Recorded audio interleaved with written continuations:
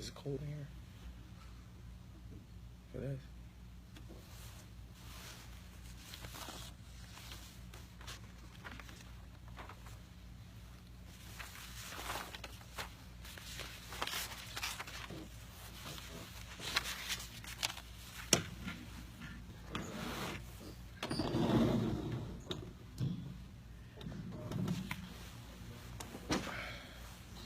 بسم الله الرحمن الرحيم الحمد لله والصلاة والسلام على أشرف الأنبياء والمرسلين نبينا محمد وعلى آله وصحبه أجمعين اللهم انفعنا بما علمتنا وعلمنا ما ينفعنا اللهم زدنا علما إنك أنت عليم حكيم اللهم اجعل هذه المحاضرة حجة لنا لا حجة علينا يا رب العالمين أما بعد.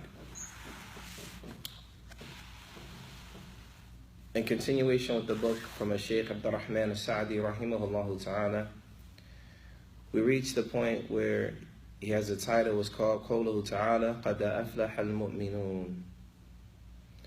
قد أفلح المؤمنون is the beginning of Surah Al-Mu'minun, and he's going to talk about the first 11 verses in Surah Al-Mu'minun. Allah Jalla wa Ala says قد أفلح المؤمنون الذين هم في صلاتهم خاشعون والذين هم عن اللغو معرضون والذين هم للزكاة فاعلون والذين هم لفروجهم حافظون إلا على أزواجهم أو ما ملكت أيمانهم فإنهم غير ملومين فمن ابتغى وراء ذلك فأولئك هم العادون والذين هم لأماناتهم وعهدهم راعون والذين هم على صلواتهم يحافظون أولئك هم الوارثون الذين يرثون الفردوس هم فيها خالدون. Allah subhanahu wa ta'ala says in these verses, and the Shaykh rahimahullah, he explains them, but Allah subhanahu wa ta'ala says in the meaning of these verses in the Quran, the believers have already prospered.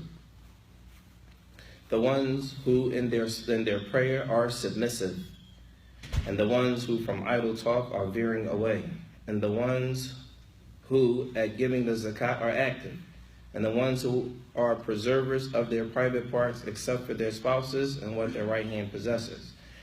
Then whoever inequitably seeks beyond that, whoever unjustly seeks beyond that, then those are the aggressors themselves, and they are the ones who pay heed to their deposits and their covenants.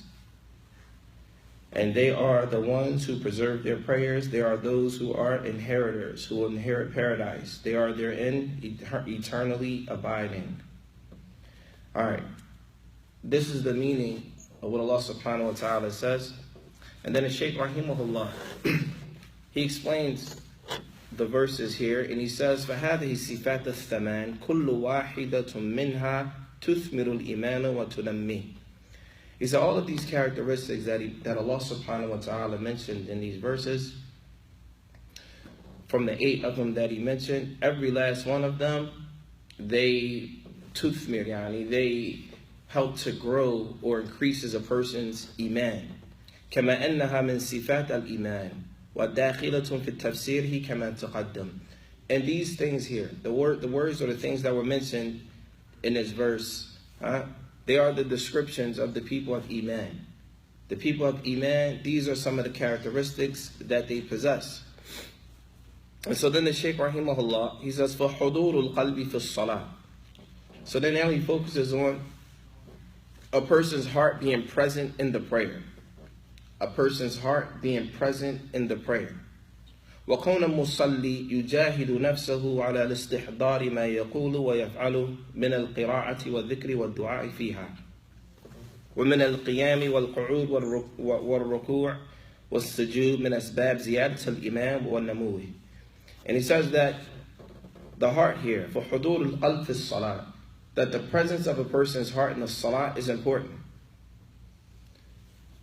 For the presence of a person's heart in the salah is important. كما مصلي أو كون مصلي يجاهد نفسه على استحضار ما يقوله. It's important for a person when they're praying that they focus on what they're saying in their salah, and that they focus on what they're doing in their salah. It's possible for people when they're praying to become negligent, to become routine, to become complacent in their prayer. He said, but here it's important for a person to focus when they're praying, to make sure their hearts are present, to make sure they're focusing on that act of worship. Perhaps that may be their last act of worship in their life. You may not get another chance. So because of this is from the reasons that a person should be focused. When they're praying, focus on what you're doing. مَا يَقُولُهُ وَيَفْعَلُهُ. What you're saying and what you're doing. مِنَ الْقِرَاءَةِ وَالذِّكْرِ. And when you're reading, it's important to know what you're saying. It's important to know what you're saying. You don't have to know Arabic like that. It's important to know, but if you don't know Arabic, you know what you're saying in general. You understand the meaning of it to the best of your ability. But your heart is present in the salah. Your heart is present in the salah. وَمِنَ الذِّكْرِ. And that you're remembering Allah subhanahu wa ta'ala in your salah. وَالدُّعَاءُ فِيهَا. And that you're making dua in the salah and what you're asking Allah for. You know what you're asking Allah. You're not just saying stuff because you heard someone else say it. You're asking. You know what you're saying. Your heart is present. وَمِنَ الْقِيَامِ وَالْقُعُودِ. While you're standing and while you're sitting in the prayer.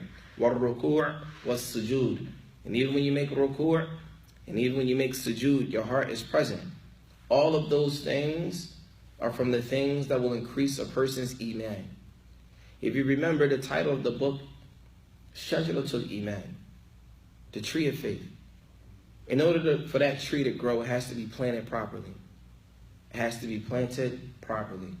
And from the ways of planting it properly, make it properly, is ensuring that you're praying and that your heart is present in the salah.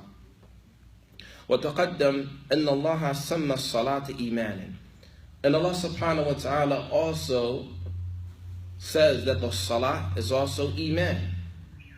And this right here is also something against the people who believe that al-iman or al-amal, actions, is not from iman. From the things that refute this statement that actions are not from iman, Allah subhanahu wa ta'ala calls the salah iman. As Allah Jalla wa ala says in the Quran, وَمَا كَانَ اللَّهُ لِيُضِيعَ إِيمَانَكُمْ. Allah subhanahu wa ta'ala will not allow your faith to be lost. What faith is he talking about here? He's talking about the salah. Why is that? Because in this particular verse, the Muslims were praying towards Bayt al-Maqdis. And then when the ayah came down for them to pray towards the Kaaba or the Qibla, the companions, well, what happened to the people who prayed before that was facing Bayt al-Maqdis?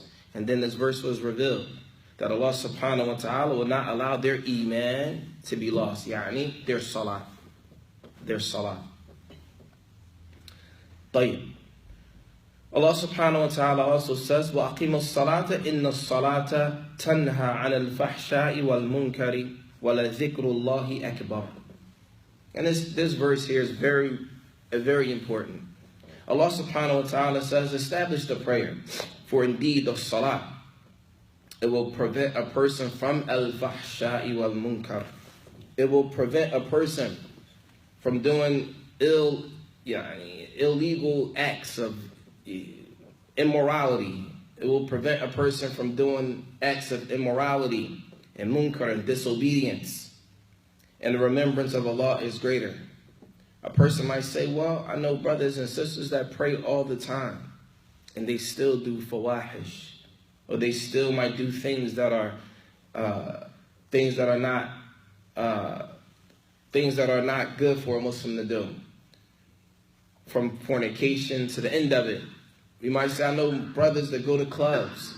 I know sisters that commit zina. I know brothers that commit zina. They drink alcohol. They do all this and that. And they still pray 5 times a day. What do you have to say about that? And then this verse in the Quran is clear. Allah says, Inna salata tanha, that the salat will prevent these things. So a person has to ask themselves, perhaps their salat is not correct. Those people that are praying, maybe they're not making istinja properly. Maybe they're not making wudu properly because they never learned. Maybe when they're reciting their salat, they can't recite Al-Fatiha properly. And Nabi alayhi salatu wasalam, he said, La salata liman lam yaqra bi fatihatil kitab. And Nabi alayhi salatu wasalam, he said, there's no salah for the one that cannot recite Al-Fatiha. Or does that the one that does not recite Al-Fatiha in the salah? So there are a number of reasons that we might see something to the eye. It might look like it's the way it's supposed to be, but Allah knows best. Why is that? Because we're not going to say that Allah subhanahu wa ta'ala is making a mistake in this verse. Not evident. What we're going to say is that those people that are praying, there's something wrong with their salah. If a person prays 5 times a day, and they're trying to practice outwardly, they pray 5 times a day, but they're still doing these things, there's something wrong with their salah. Why is that? Because Allah Jalla wa Ala says, "Inna salata tanha anil fahsha'i wal munkar," that the salah prevents people from doing these things. So if we still find people doing these things, then we have to understand that something's wrong with their salah. Maybe something in their salah is not correct. Maybe something in their salah is not being performed the way it's supposed to be performed. Maybe they didn't learn wudu. Maybe they didn't learn istinja. Maybe they didn't learn the things that are necessary in the salah. Maybe they don't know the pillars of the salah. Maybe it's things in the salah that they didn't take heed to. And so for that reason, outwardly they may look like they're praying, but in reality, maybe they're not even praying. That's serious. And that's a reminder for all of us.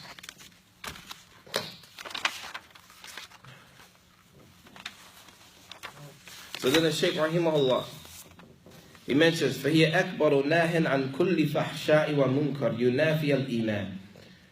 He said the salah is from the greatest things that prevent us from every form of evil acts, wicked acts, despicable acts, immoral acts, and to the end of it. Disobedience to Allah. Yunafi al-Iman. All of these things will take away from the Iman. It will take away from a person's belief. But Allah subhanahu wa ta'ala said in a few ayahs ago that Allah will not allow our Iman to be lost. Our prayer to be lost. And then we look here at this verse, Allah says that the prayer prevents us from doing evil acts, wicked deeds, and to the end of it, then if a person is still doing these things, then there must be a problem in their salah. Perhaps there's a problem in their salah. كما أنها تحتوي على ذكر الله الذي يغذي الإيمان وينميه. And just like on top of that, the salah, it encompasses us remembering Allah subhanahu wa ta'ala. ويغذي الإيمان. And it nourishes the iman. The prayer, it nourishes the iman. Imagine if a person didn't eat all day. He's going to be weak. Sah wallah. If a person didn't eat the whole day, even if he's fasting, no suhoor or no iftar. He didn't eat before Fajr, and he didn't eat at the time of Maghrib. He's going to be weak at the end of the day. He's not going to be able to do a lot of things. Just like the salah. Just like our iman. If our iman is not nourished properly, we're going to get weak. No doubt. We're going to get weak. And every time we lend our ear to things that will not benefit us, we're going to get weak. Anytime we let our eyes see things that will not benefit us, we're going to get weak. Anytime we have companions that will not encourage us to do what is correct, we're going to get weak. This is the natural state. Why? Because our souls are not being nourished. Our souls are not being nourished. And for that reason, and this is from the reasons that the Shaykh Rahimahullah wrote this book. It's a tremendous book. It's a book about a person's getting or connecting their hearts to Allah subhanahu wa ta'ala. Don't focus on everybody else. Leave the people alone. Focus on yourself. Focus on yourselves. Focus on what's going to help you get closer to Allah Jalla wa Ala. And then the Shaykh Rahimahullah, he mentions, وَقَالَ النَّبِيُّ صَلَّى اللَّهُ عَلَيْهِ وَسَلَّمَ الصَّدَقَةُ بَرْهَانٌ. Talking about the salah. Talking about sadaqah. Zakat. الزَّكَاةُ كَذَلِكَ تُنَمِّيَ الْإِيمَانَ وَتَزِيدُ. And likewise the zakat. The zakat, in and of itself, it increases a person's iman. Paying the zakat. وَهِيَ فَرْضُهَا وَنَفْلُهَا. That which is obligatory and that which is recommended. As the Nabi alayhi salatu wasalam, he says, الصَّدَقَةُ بَرْهَانٌ. أي على إيمان صاحبها. This is a proof for a person's iman. Giving charity is a sign of a person's iman. Paying zakat is a sign of a person's iman. This is the dalil of a person's iman. If a person pays zakat, no one knows if he pays zakat. It's from the actions that, you might give money, or you and that person may know, but no one else. Or it's possible to even give zakat and no one will know. And then the Shaykh rahimahullah, he says, al-i'rad an al-lagwi. Staying away from vain talk.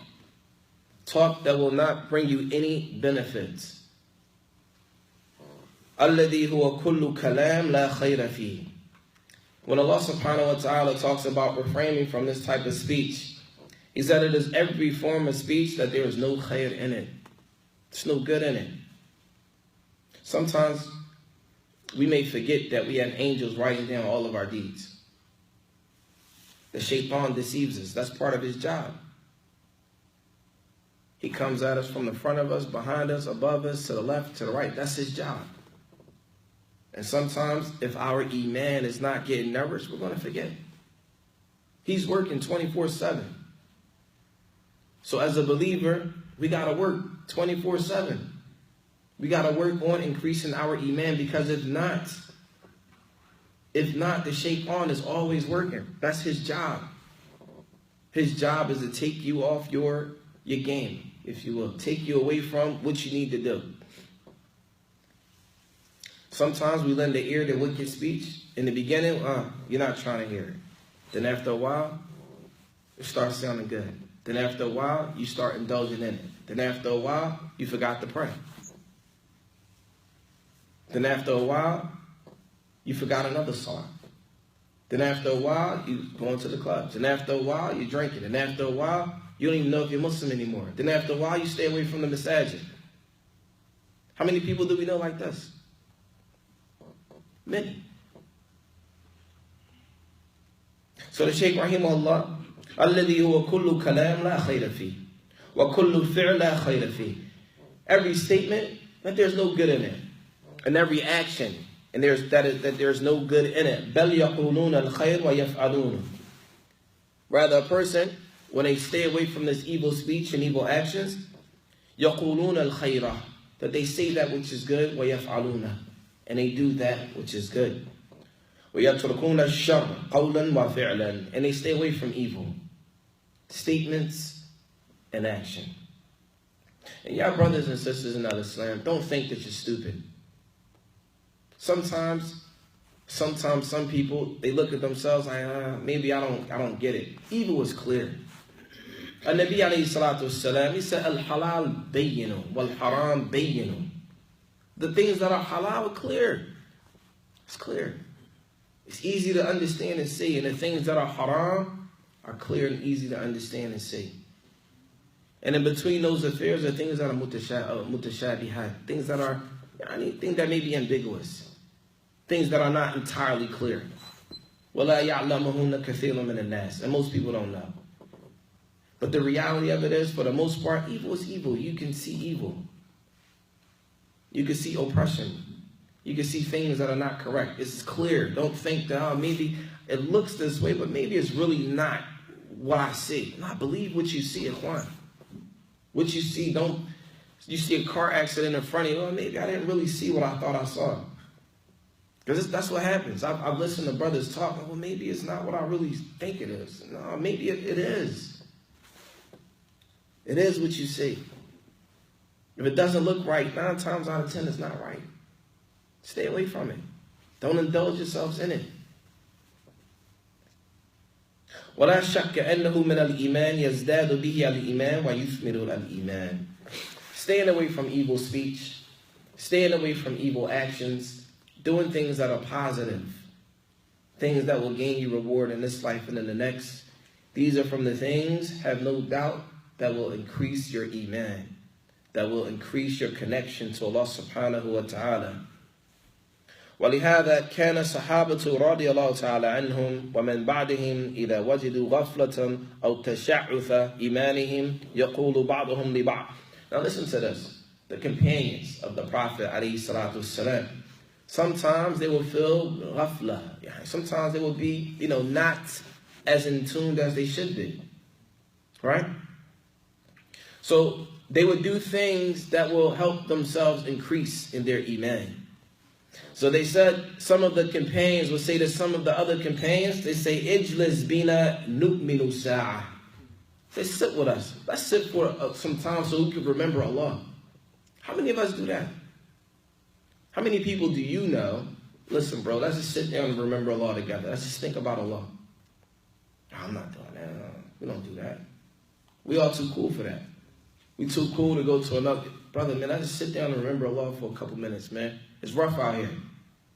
Wallah, these streets are rough. Let's sit down and think about Allah for a minute, man.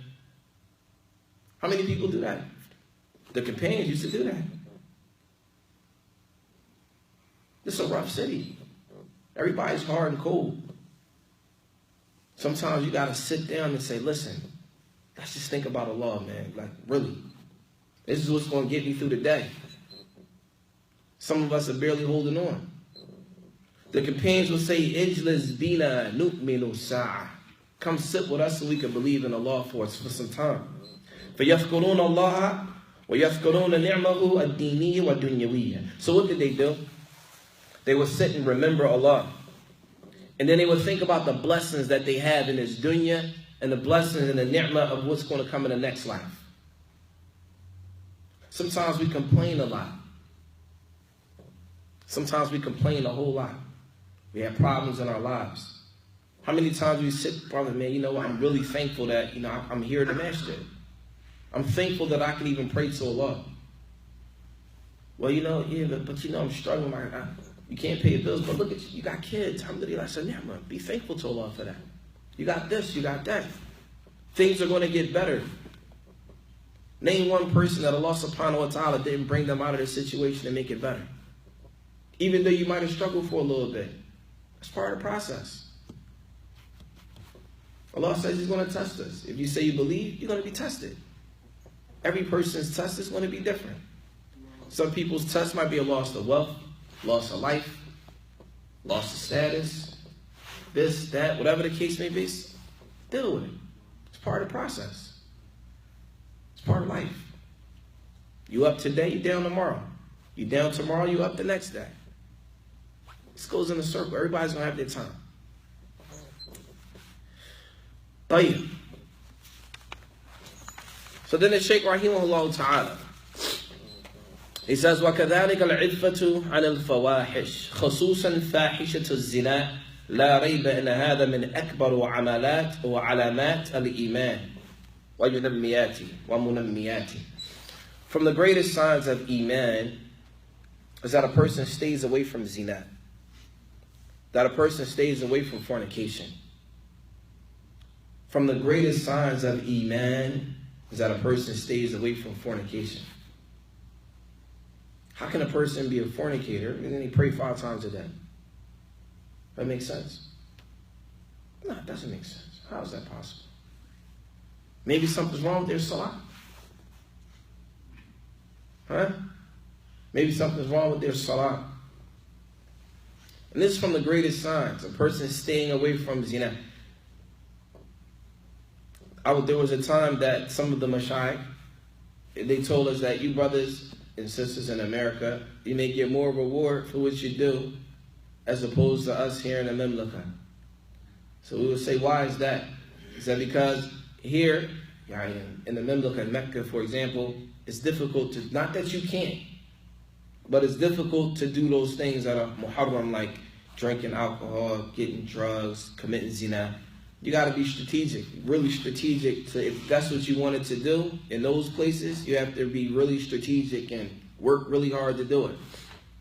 He said, but you brothers and sisters in America, the fact that you don't do it when you have the ability to, you guys get more reward than we do. It's right in your face. Alcohol, no one's going to stop you. You're grown, you're 21. Who's going to stop you from drinking alcohol? Committing zina, no one's going to stop you. Everyone minds their business. Getting high, no one's going to stop you. Selling drugs, no one's going to stop you. You're going to stop yourself. Your iman, your belief in Allah will stop you. Other than that, there's nothing above you that's going to say, hey, you can't commit zina. In Mecca, they have police, al-hay'ah, amru bil ma'ruf wa nahyu anil munkar. If a man is sitting in a car, there was a brother, he was sitting in a car with his wife late at night on one of the streets in Mecca. And the hay'ah pulled him over, checked his ID. Is this your wife? Who is that woman in the car with you? Who's going to do that here? Who's that woman in the car with you late at night? Let me see ID, buddy. He had to pull out his ID, and he said he was embarrassed. Like, man, it's my wife. But what I'm saying is there are people that check for stuff like that in the land of the Muslims. Here, no. Do what you please. So because of that, the brothers and sisters in America, when they stay away from these things, they get more reward. Because it's easy for you to do it, and you choose not to. Whereas in another country, it's difficult to do it. وَرِعَايَةُ الْأَمَانَاتِ وَالْعُهُودِ وَحِفْظِهَا مِنْ عَلَائِمِ الْإِيمَانِ. وفي الحديث النبي عليه الصلاة والسلام, he says, لا إيمان لمن لا أمانة له. A person has no belief, the one who cannot be trusted or entrusted with something. One of the things, وإذا أردت أن تعرف إيمان عبد ودينه فانظر حاله هل يرعى الأمانات. If you want to know, Shaykh Abdurrahman al-Sa'di, he said, if you want to know the faith or the belief of a person and their religion, look at their condition when it comes to preserving the trust of something. If they're entrusted with something, how do they convey that trust? Or how do they deal with that particular trust? كُلَّهَا مَالِيَةً, whether it's wealth, whether it's a statement, whether it's rights. وَهَلْ يَرْعَى الْحُقُوقِ, do they preserve the rights of others? Contracts, الْعُقُودِ الَّتِي بَيْنَهُ وَبَيْنَ اللَّهِ, do they preserve the rights or the things or the affairs that is between them and Allah? الَّتِي بَيْنَهُ وَبَيْنَ الْعِبَادِ, and those things that are between him and the rest of the slaves, between Allah and the rest of the slaves, or between himself and the rest of the slaves of Allah.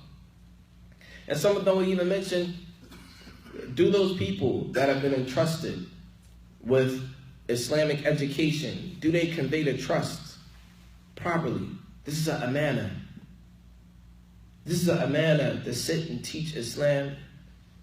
If you teach Islam incorrectly, you are betraying the trust. You have deceived the people. You have tricked them. All of this, all of these things, sitting in front of the people, this is a trust, this is an amana. This is an amana.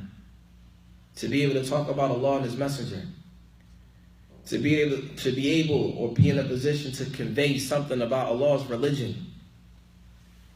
Perhaps some of us, and I'm saying us, people in this position, you do it for personal gain.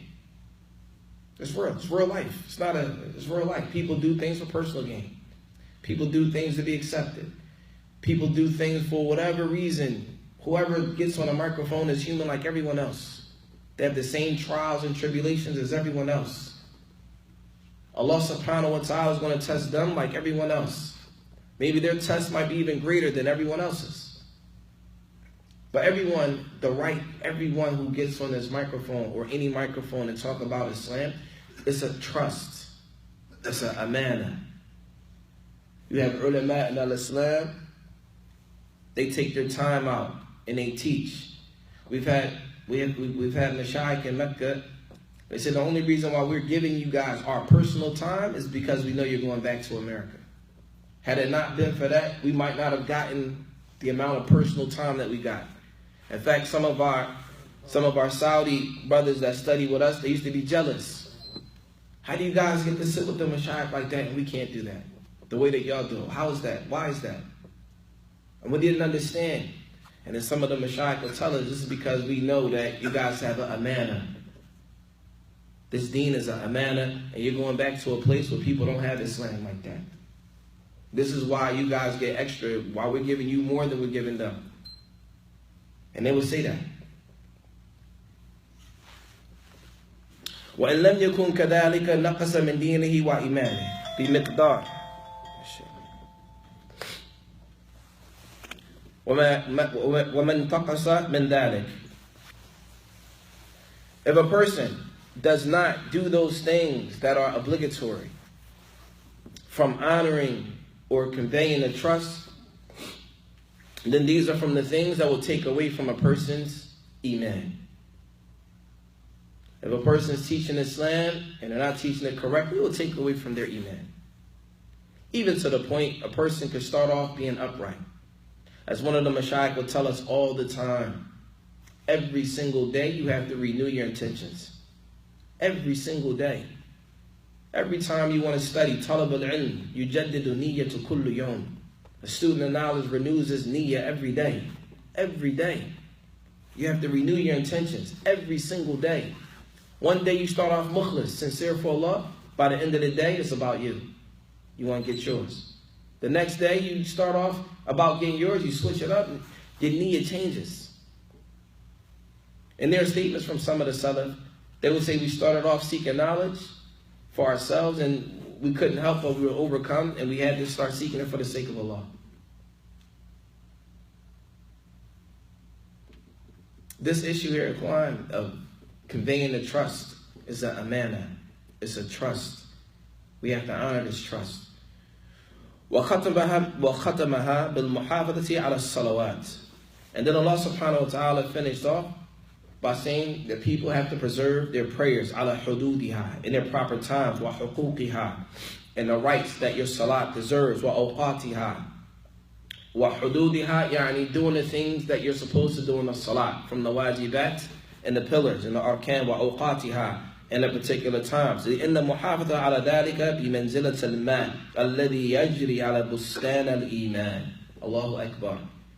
The Shaykh Rahimahullah, he says that a person who preserves his salah and do all of these things and preserve them, then this is like reaching the level of water nourishing a garden. This is like water going into a garden so that the crops and the things can grow in the garden. فَيَسْقِيهِ وَيُنَمِّيهِ وَيُؤْتِي أُكُلُهَا كُلَّ حِينٍ. And when the flowers are getting nourished and the fruits are getting nourished, then it's going to grow fruit and you can be able to eat from it. This is our iman, ikhwan wa akhwat. Brothers and sisters, this is our iman. This is us, if we're able to believe in Allah subhanahu the way that we're supposed to, and do the things that Allah subhanahu has commanded us to do. وَشَجَرَةُ الْإِيمَانِ كَمَا تَقَدَّمْ مُحْتَاجَهُ إِلَى تَعْهَادِهَا كُلُّ وَقْتٍ بِالسُّقِيَةِ. The tree of faith, it is in need at all times to be nourished and watered. From the ways of watering it, Allah subhanahu wa ta'ala has given us ways to water this particular flower, or this particular garden, or this particular tree. We've been given ways to water it. Obedience to Allah. Everything that we can find from these verses in Surah Al-Mu'minun. And with that, inshaAllah ta'ala, we're going to stop next week. We're going to pick up da'wata ila Allah wa ila dinihi, calling to Allah and to His religion. We're almost finished the book, inshaAllah ta'ala. Any questions about that? Otherwise, we'll pick up next week. And also, we will not have Zad al-Mustaqni' this week. Inshallah, we'll pick back up next week. Inshallah ta'ala. Any questions? Jazakumullahu khairan. Subhanaka Allahumma wa bihamdik. Ashhadu an la ilaha illa ant. Astaghfiruka wa atubu ilayh. Assalamu alaikum wa rahmatullahi wa barakatuh.